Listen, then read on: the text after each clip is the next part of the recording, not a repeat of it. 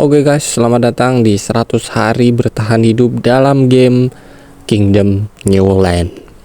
Oke, pertama gue bakalan jelasin sedikit dari game ini adalah kita akan menjadi seorang raja atau ratu yang akan membangun sebuah istana atau kerajaan, dan setelah itu bakalan kita tinggalin gitu aja. Dan seperti halnya raja, kalian juga harus membangun sebuah kerajaan yang bagus ya. Bukan hanya dari sebuah tentara, tapi juga tentang pertanian dan lain sebagainya. Intinya kalian benar-benar akan menjadi seorang raja dan diajak berpikir menjadi seorang pemimpin dalam game ini. Dan buat kalian yang udah pernah main game Kingdom to Crown, kalian mungkin udah sangat familiar ya dengan game ini ya, karena emang ini adalah game pendahulu dari Kingdom to Crown. Lebih tepatnya ini dirilis pada tahun 2016. Kingdom to Crown itu dirilis sekitar tahun 2020. Jadi selisih 4 tahun lah. Ini bisa dibilang sepuhnya Kingdom to Crown. Oke, langsung aja lanjut ke gameplaynya. Gue gak terlalu jago ngomong, jadi inilah apa adanya.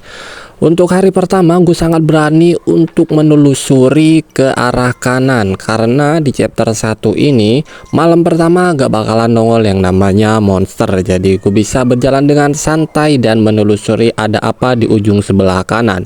Tujuannya adalah untuk mengecek di mana letak munculnya para monster. Jadi gue jelasin sedikit dulu ya. Di level 1 itu cuma ada satu sisi yang jadi tempat keluarnya monster, antara sebelah kanan atau sebelah kiri. Dan gue udah nemuin di mana tempat spawnnya monster, jadi di sebelah kanan. Dan gue jadi tahu apa yang bakalan gue lakuin dan gue bangun di kerajaan gue ini. Yang perlu gue lakuin cuma memperkuat di bagian kanan aja pertahanan ya. Dan di sebelah kiri gue bakalan jadiin tempat farming. Hari kedua gue berpetualang ke arah kiri dengan sangat santuy untuk mencari beberapa resort, dan gue berhasil nemuin 2 peti di sebelah kiri. Wow, mantap banget, itu lumayan ya. Dan gue juga bertemu dengan 2 orang yang gue ajak bergabung dalam kerajaan gue.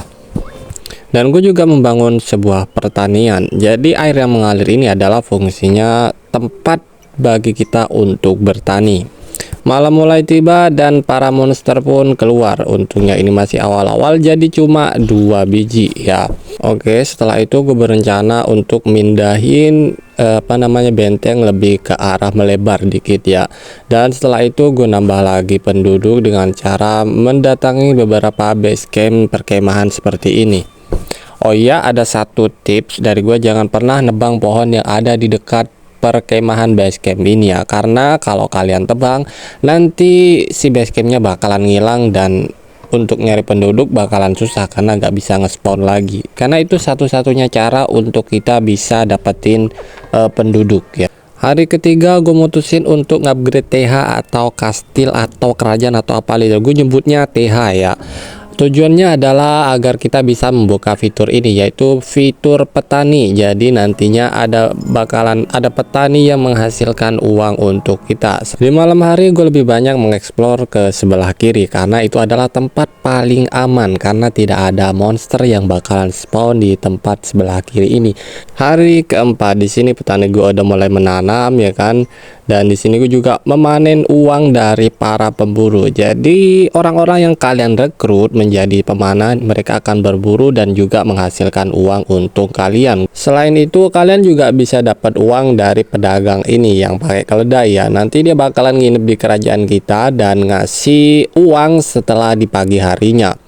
Nah, setelah itu gua ngupgrade lagi TH untuk lebih diperbesar, dan nantinya bakalan ngebuka fitur kayak bendahara gitu. Jadi kalau uang kita udah banyak, kita bisa menyimpan ke dia.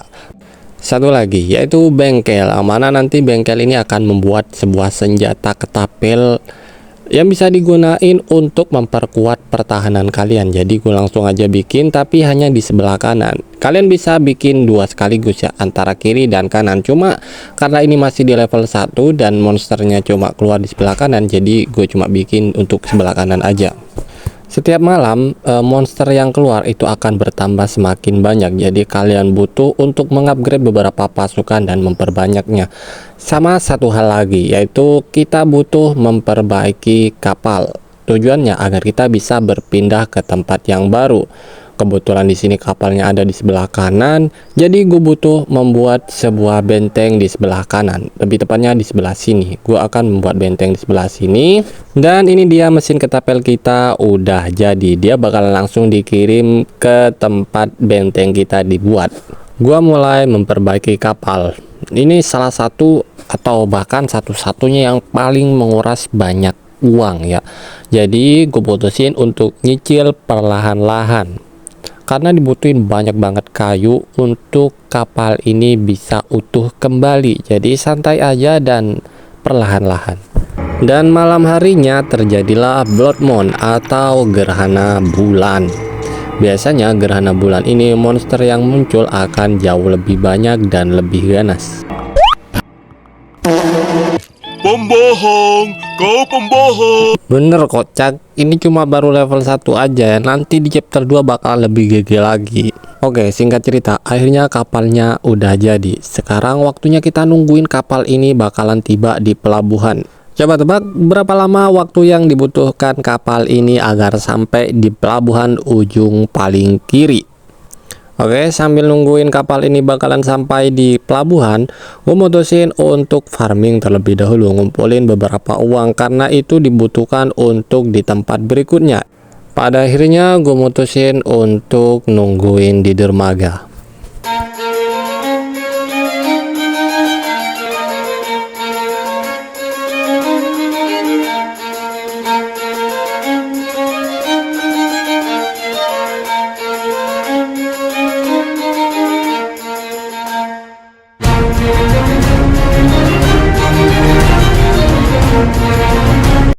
Tepat di hari ke-12 akhirnya kapal pun tiba. Jadi langsung aja gue pergi meninggalkan pulau ini. Di tempat kedua gue udah dikasih modal dari tempat pertama, dan gue juga dikasih beberapa pasukan. Cuma yang membedakan di tempat kedua ini tentang apa dulu yang bakalan gue bangun. Untuk di awal-awal masih sama, gue bakalan ngebangun tenda terlebih dahulu, dan yang kedua gue bakalan langsung ngebangun pertahanan atau tembok di sebelah kiri dan di sebelah kanan. Kenapa? Karena di level kedua ini monsternya akan langsung muncul di malam pertama, jadi gue butuh ngelakuin hal itu. Dan setelah itu gue berkelana ke sebelah kiri dengan tujuan untuk mencari orang-orang untuk direkrut menjadi penduduk. Di sini juga ada tanda ini yang fungsinya nantinya bakalan bisa ngebikin kerajaan kita di-upgrade menjadi kerajaan batu. Gue bertemu dengan sebuah portal monster yang sedang aktif, dan langsung aja monsternya muncul. Untung aja cuma 1 biji ya, jadi bisa gue sogok dengan 1 koin. Untungnya monster di game ini tuh nggak rakus ya, jadi dikasih 1 dia bakalan ngambil 1 doang. Dan akhirnya gue bertemu dengan 2 orang yang langsung gue rekrut menjadi penduduk di kerajaan gua. Dan di ujung sebelah kiri ternyata itu adalah sebuah pelabuhan. Jadi sekarang gue tahu apa yang harus gue lakuin. Hari kedua gue ngupgrade api unggun menjadi tenda, dan juga gue nambah merekrut beberapa orang untuk jadikan pasukan. Dan lagi-lagi kapal kita berada di sebelah kanan, yang artinya gue harus ngebangun benteng pertahanan di sebelah kanan kapal. Kenapa bang? Karena kalau tidak nanti setiap malam setiap monster akan keluar, kayu yang udah kita kumpulin itu bakalan dicuri lagi oleh para monster itu. Dengan kata lain, kapal kita bakalan dipretelin lagi.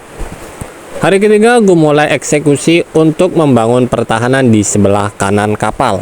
Gue coba lebih masuk ke dalam hutan lagi, dan akhirnya gue menemukan sebuah chest. Lumayan buat tambah-tambahan untuk merekrut beberapa orang lagi. Dan gak jauh dari tempat chest ini berada, gue akhirnya menemukan portal tempat dimana para monster akan muncul. Hari keempat gue ngupgrade TH untuk ngebikin sebuah pertanian, dan juga gue ngegundulin hutan. Maksudnya nebang pohon. Dan juga gue udah mulai ngebangun kapal. Gue gak pengen terlalu lama. Pertama karena terlalu ngebosenin, 2 terlalu berbahaya, ketiga bukan di stage ini yang pengen gue tunjukin ke kalian semua. Di hari kelima gue mulai memperlebar tembok yang ada di sebelah kiri. Ya gue lupa bilang kalau di level kedua ini monsternya akan keluar di bagian kiri dan juga di bagian kanan. Kemudian gua membuat pertanian, merekrut orang, hingga saatnya tiba malam hari dan Blood Moon pun terjadi. Bisa kalian lihat sendiri, untuk monsternya lebih banyak dibandingkan yang level 1. Tapi tenang, ini masih hari keberapa? Masih hari awal-awal. Tapi gue masih belum yakin untuk temboknya, jadi langsung aja gue all in ke all max. Selanjutnya di hari ke-6 gue kembali mengupgrade TH dan juga gue membuat mesin ketapel. Hari ke-7 aku kembali lagi ngupgrade TH menjadi tembok batu sekarang, dan gua membuat mesin ketapel untuk di sebelah kiri. Tapi belum datang, jadi gue cek dulu seberapa kuat pasukan gua di sebelah kiri, dan untungnya juga tembok di sebelah kiri gua udah menjadi batu tapi belum all max. Alasannya karena gue bakalan pindah-pindah kalau di sebelah kiri, jadi gak terlalu gue all max, kecuali gue udah nemu posisi yang oke, nanti bakalan gue all max. Di sini gue udah perlebar, dan untungnya gue tepat waktu, jadi gue gak perlu nyogok para monster di sini untuk mereka kembali ke rumahnya. Dan ditambah lagi mesin ketapel gue udah sampai di tempatnya. Oh ya, satu lagi, di sini ada patung yang fungsinya nantinya pasukan kalian akan diubah menjadi pasukan khusus, berzirah, pokoknya lebih elit gitulah. Tapi ada harga yang harus kalian bayar, yaitu sekitar 12 koin. Terus untungnya apa?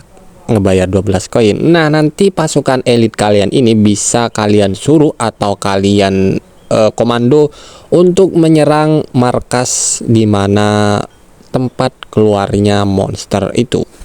Hari ke-15 kapal gua akhirnya kelar, dan tibalah waktu dimana gua bakalan menyerang markas para monster.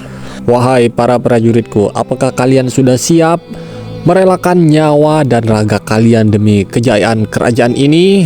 Demi kejayaan, demi kedamaian hari ini, mari kita selesaikan semua ini. Serang!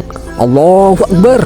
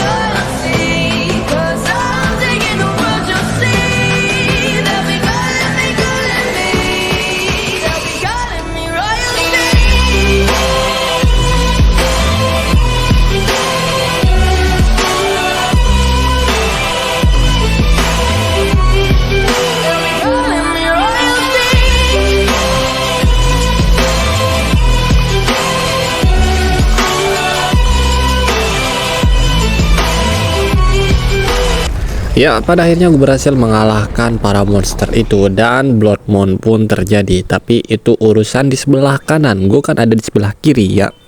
Jadi gue bodoh amat, di sebelah kanan terjadi seperti apa gue gak peduli. Intinya gue harus kabur dari tempat ini. Tempat ketiga, banyak hal yang bakalan gue skip di tempat ini karena bakalan ngebosenin. Karena untuk tujuannya masih sama, kalian bakalan ngebangun tenda, ngebikin pertahanan, ngumpulin orang-orang, dan membikin pertanian sampai pada akhirnya kalian menyelesaikan kapal dan keluar dari tempat ini lagi. Terus apa bedanya sama level-level sebelumnya? Pertanyaan bagus. Oke, bakalan gue jelasin satu persatu. Pertama, mapnya jadi semakin luas, jadi butuh waktu yang lama untuk kalian menempuh ke ujung sebelah kiri ataupun sebelah kanan.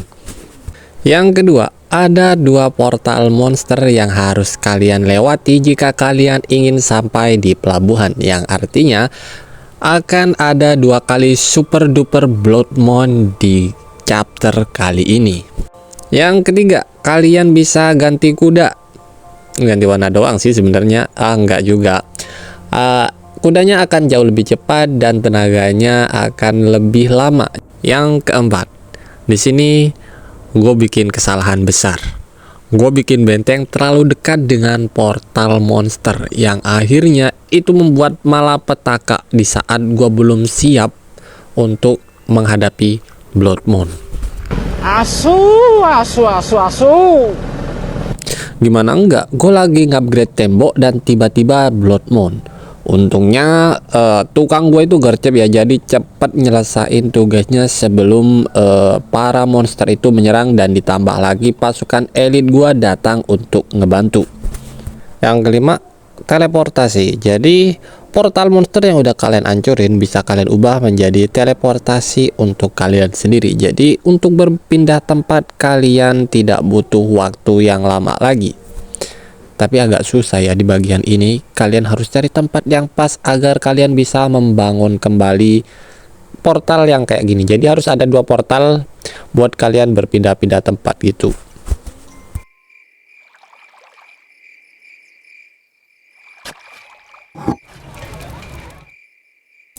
Nah ini dia, akhirnya gue berhasil ngebuat sebuah portal. Kalau kalian berhasil, itu bakalan ada tanda 5 koin yang harus kalian bayar untuk ngebangun sebuah portal di sisi kiri atau sisi kanan. Yang keenam, Blood Moon yang sesungguhnya. Kalau dari tadi kalian ngelihat Blood Moon dan monsternya kayak itu-itu aja, terlalu cupu dan terlalu easy. Di sini kalian akan melihat monster yang sesungguhnya, Zorgon.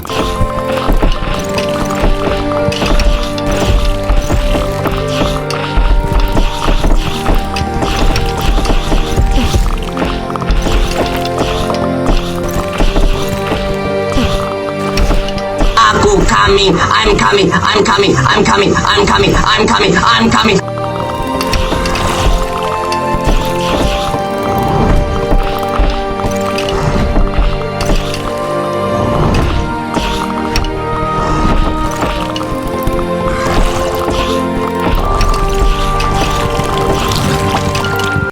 Tapi itu belum seberapa. Kalian bakalan ngelihat yang lebih ngeri lagi daripada sekedar Zorgon. Yang ketujuh, ketololan pasukan elit gua. Di sini terjadi pas gua ngelawan, padahal ini para kruco, nggak ada Zorgonnya sama sekali, tapi tiba-tiba temboknya bisa jebol, dan yang terjadi adalah pasukan elit gua malah kabur. Untungnya gak terlalu lama, pagi pun tiba, dan ya para monster akhirnya kembali lagi ke habitat mereka. Dan ini jadi pelajaran buat gue bahwa gue harus segera ninggalin tempat ini. Untungnya kapal gue udah berlabuh di sebelah kanan, jadi bye-bye kalian semuanya, urus diri kalian masing-masing. Dan akhirnya game ini pun tamat. Enggak, gue bercanda, masih banyak lagi level yang harus gue selesain. Tapi setelah terjadinya kejadian ini, gue akhirnya jadi belajar. Rasanya gue seperti pengecut ketika lari dari keadaan kalah ya. Jadi untuk di chapter selanjutnya gue bakalan ngebikin sebuah challenge. Gue harus bertahan selama 100 hari dalam satu map aja.